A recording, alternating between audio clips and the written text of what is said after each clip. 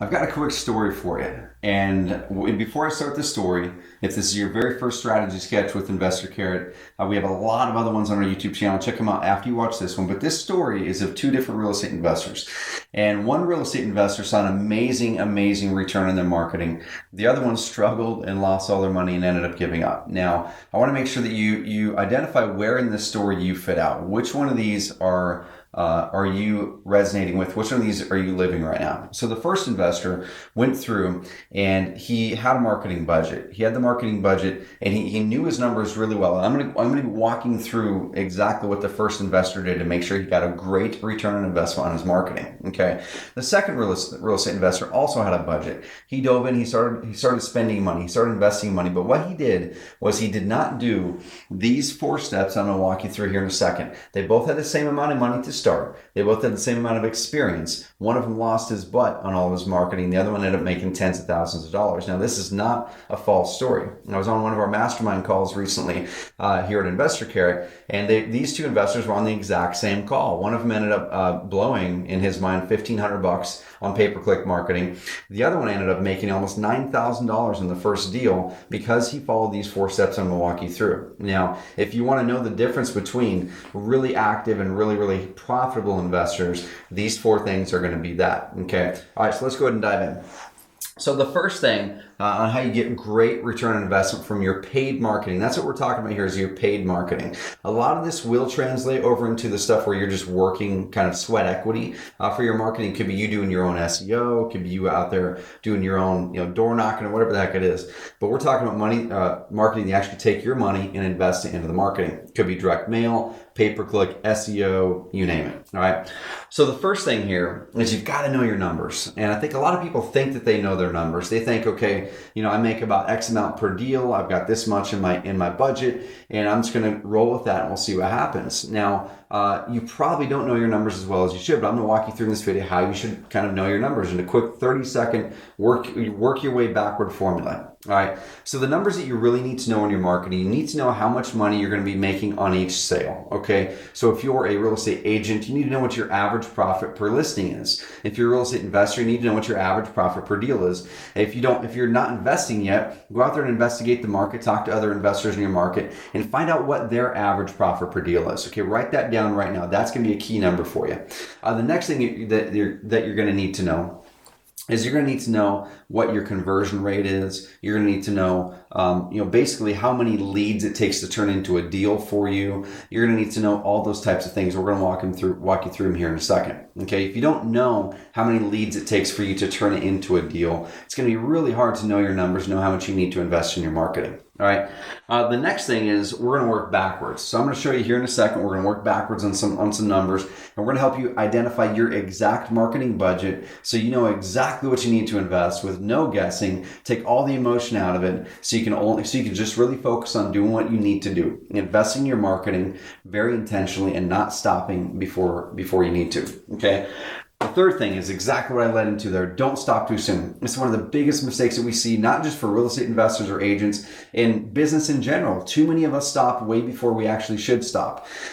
We see we invest a little bit of money in this marketing type and it doesn't pan out right away. And we go, oh my gosh, that must not work. We throw up our arms and then we start something else. And then we do that for a little bit. And then that doesn't work like we thought it was. We throw up our arms and we move to something else again. Okay. And if you're in that pattern right now, if you're in the pattern of going and investing a little bit, dabbling, pulling back because you didn't get the results you wanted, and then you shift focus and you do the same thing, you're probably going to be in that pattern forever until you change your thought process. Okay. And if you're in that pattern, you're going to be looking back in a year or 2 years or 3 years or even a month and going, oh my gosh, I ended up investing a lot of money. I lost a lot of money. I didn't grow the business that I wanted to. I don't have the freedom that I wanted, that I thought that I would have in my business.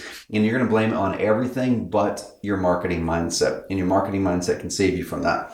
And then the fourth thing is you got to trust your numbers. You cannot go off of emotion in marketing. Okay. Marketing is an emotionless entity. You get emotion completely out of marketing unless you're making your marketing materials. Okay. That's a whole different video, a whole different strategy sketch where and how you use emotion in your marketing materials to really connect with your prospects.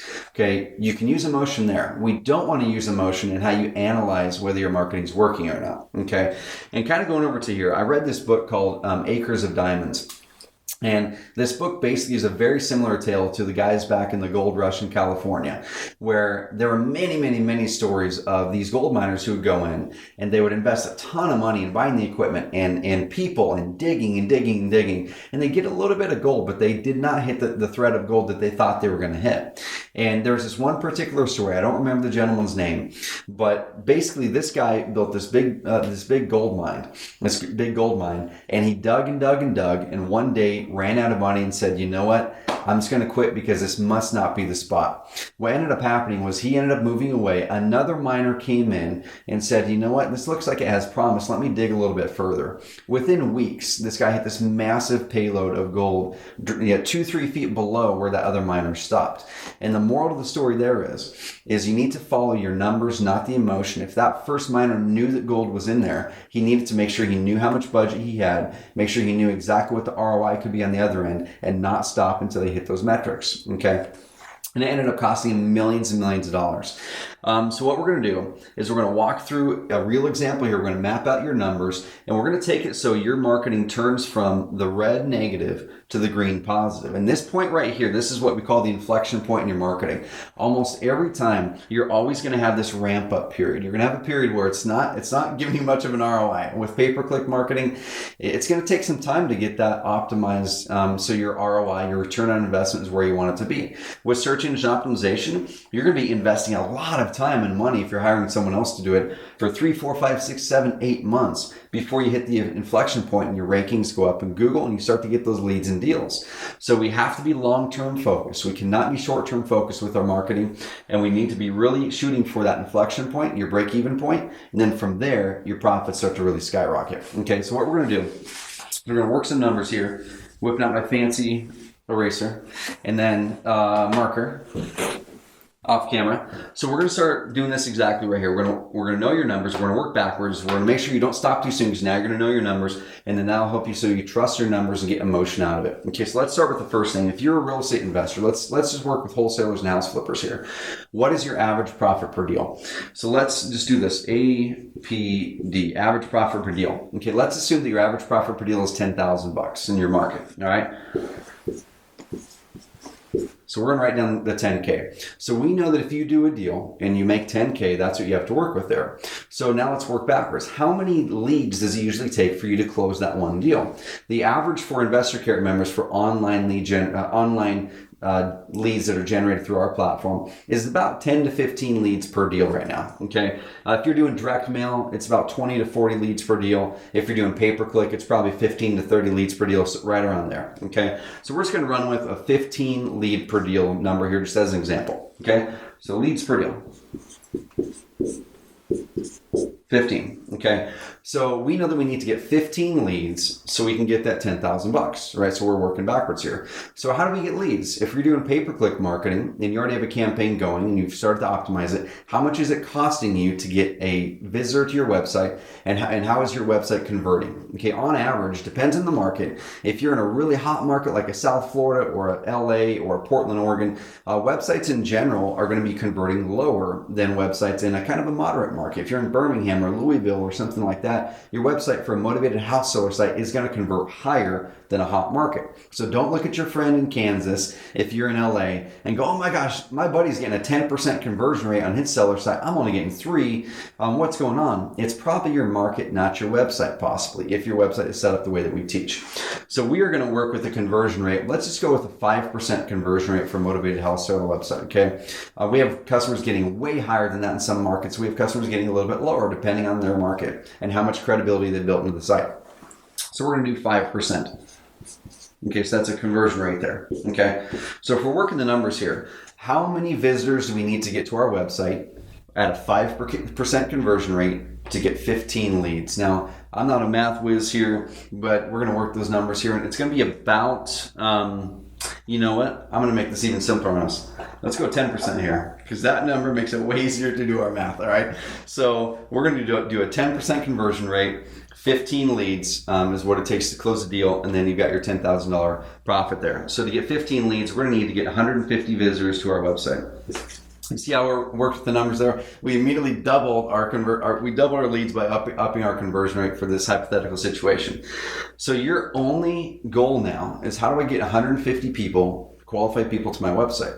150 people is going to equal $10,000 to me. Okay. So now if you're doing Google pay-per-click or something like that, and you're getting about, let's say, $2 a click. Okay. So for 150 visitors, it's going to cost you $2 a click. Let's say on average in this hypothetical situation, that's going to be $300. Okay.